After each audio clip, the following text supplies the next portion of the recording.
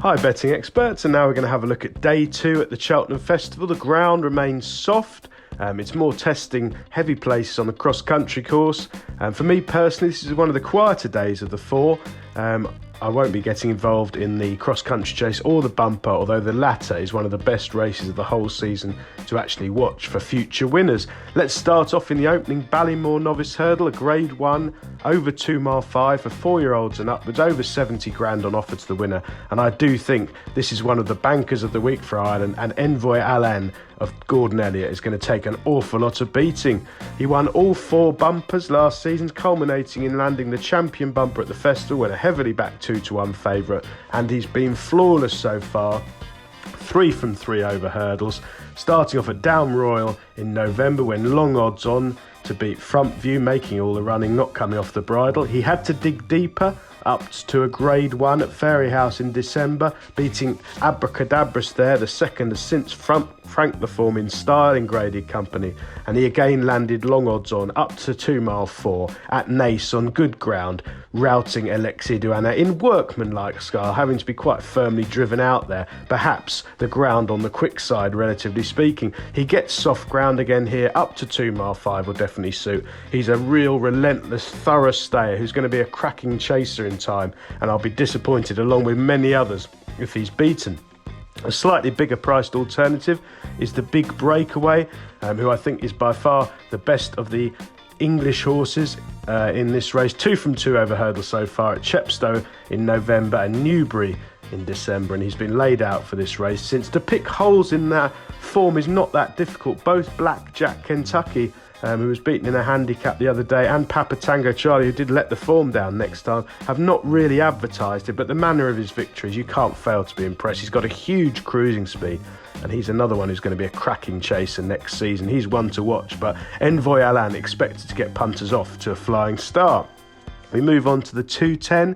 This is the RSA Novice Chase, over 3 miles. I think we've got a very vulnerable one here at the front of the market in Champ, who I'm keen to oppose. He's unlucky not to have been unbeaten over fences so far. In 3 starts, he would have won easily by 3 or 4 lengths here at Cheltenham last time out, but he came down with the race at his mercy. The one thing I'll say about him, I think he can guess at one. He's a hard puller and he jumps markedly left at the fences. Now Cheltenham's a left-handed track, so it's not too much of an inconvenience, but any errors in this competitive race could be one too many, and I think he's one to oppose. I'll be laying him a place. The one I really like and have done for some time is Henry de Bromhead's progressive Minella Indo, who is a useful dual-winning hurdler and has made a smooth transition to fences, finishing second to the high-class Lorena at Gowran in November and then landing the odds at Navan in January from Captain CJ. And if you watch that race back, it was a real brutal race. They went a strong gallop. The front 3 were miles clear, and I was really taken with Manello Indo's attitude. He's a proven stayer, a sound jumper. There's loads more to come. I think he's clear favourite on form, and the danger could be another Irish runner, Alaho of Willie Mullins. Moving on to race 3 on Wednesday. This is the Coral Cup Handicap Hurdle, a 2 mile 5 Grade 3 contest for 4-year-olds and upwards. There's 28 runners. It's 9-1 the field for looking this morning. Play with extra places if you're going to. The 2 I liked were Protectorate, who's our value angle selection of Dan Skelton, who's available at 9-1.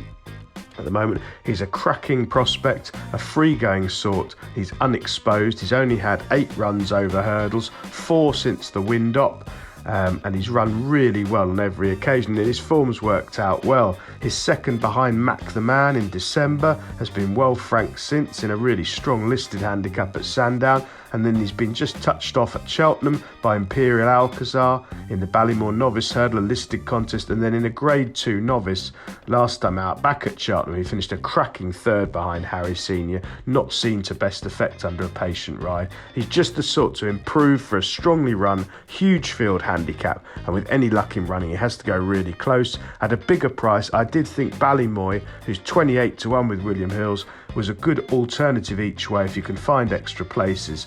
He's been running 3 times over fences this winter, and his second behind Noob Negra at Warwick was a particularly creditable run. He's not a fluent jumper of the larger obstacles, so they've switched him back to hurdles, and I thought he ran pretty well at Ascot last time out when behind Thomas Darby in a very strong Grade 3 handicap, left with plenty to do by Darryl Jacob, but making headway turning for him, just getting tired up the straight. I think the longer triple suits him. He goes particularly well in testing ground, and he's overpriced for me at 28 to 1.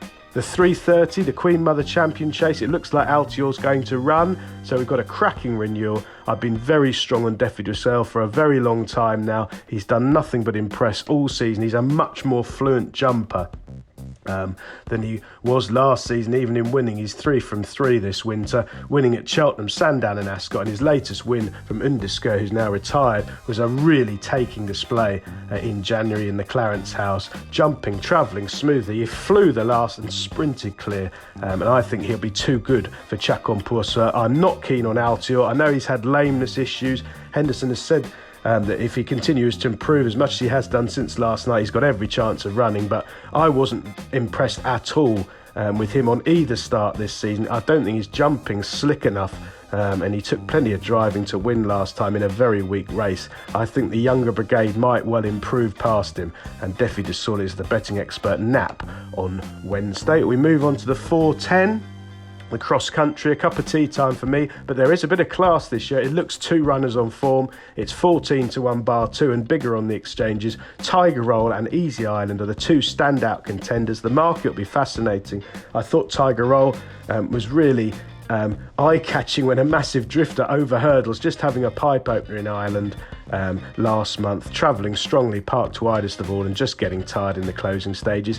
He won this last year without coming off the bridle. He might have to come off the bridle and battle to see off Easy Island, who's a very useful French raider, 6 from 12 over fences, plenty of cross-country experience, including at Cheltenham in December when really impressing, landing hefty cash in the process. He could improve past Tiger Roll. The market will be fascinating with JP owning Easy Island, and obviously he's held in the highest regard and could improve. The 450 is the Boodles Juvenile Handicap Hurdle. Again, pretty wide open betting. We've got an anti-post gamble who I really respect in Aramax, who is completely unexposed, trained by a genius in Elliott, and could have a lot more improvement to come now going handicapping for the first time. He's just had 3 runs in Ireland. I respect the money there, but I have liked Nicky Henderson's Palladium for some time now, and I think he's on a lenient mark. He might not have beaten a lot in 2 Sandown hurdle races, but he's been pretty green and raw in front, running around last time with the race won, and I think he's got a huge engine, revels in soft ground, and I suspect he'll improve for handicaps where he's going to settle possibly for the first time in his career. And to finish off day 2, we've got the Champion Bumper, a brilliant race to watch, a gambled on favourite in Appreciate It, who's been very well supported in the lead up to this race. My token selection is the David Pipe trained Panic Attack, who was bought privately by the Drews to join David Pipe after making a very impressive racecourse debut at Market Raising in January. Did not come off the bridle to sprint clear. Really, this one could be anything. They paid a lot of money for the filly, and it'll be very interesting to see how she fares on her debut for David Pipe. A yard absolutely flying at the minute. 5 winners from 14 runners, a 36% strike rate in the last fortnight. They're all going well, and Panic Attack is a token selection in the finale. Best of luck on Wednesday, betting experts.